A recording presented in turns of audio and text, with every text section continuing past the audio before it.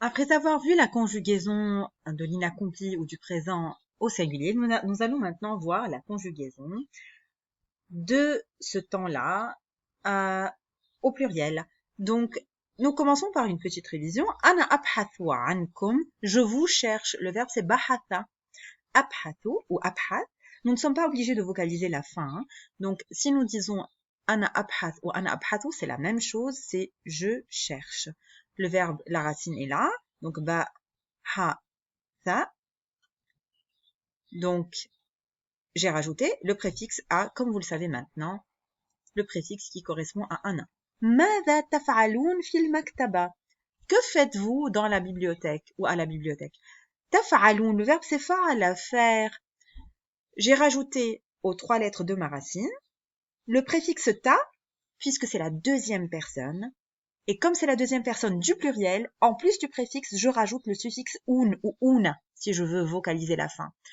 Donc, ماذا تفعلون في المكتبة? Que faites-vous à la bibliothèque? نحن ندرس للامتحان. Nous étudions pour l'examen. Darasa, étudier. Les 3 lettres sont là. Et j'ai rajouté le préfixe na. Na correspond à nahnu, à la première personne du pluriel.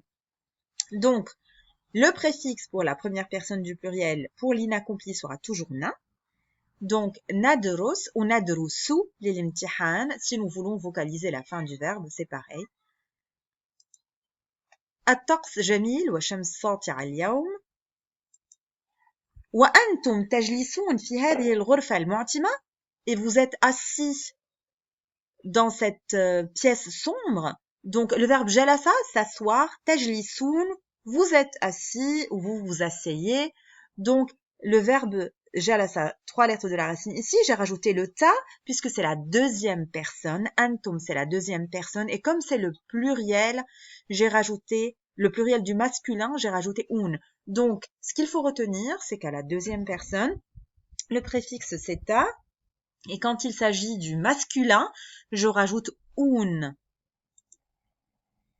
Nourid un najah. Donc là, nourid, c'est la première personne du pluriel. Mais j'ai pas rajouté na, j'ai rajouté nous parce que arada est un verbe irrégulier. Nous ne rentrerons pas dans les détails des verbes irréguliers pour le moment, mais sachez que c'est un verbe qui est conjugué quand même au présent. Et nourid, c'est nous voulons. لذلك نعمل بجد. Alors, na'mal ou na'malu, je peux vocaliser ou pas. Le verbe, c'est amila. Amila, c'est faire. Et j'ai rajouté le préfixe de la première personne du pluriel. Ça nous donne na'mal. Nous travaillons, bijid, avec sérieux. نخرج قليلا الآن للتنزه. Nous sortons un peu maintenant pour nous promener. Le verbe c'est kharaja, sortir. نخرج, c'est nous sortons. Donc les 3 lettres de la racine avec le préfixe na.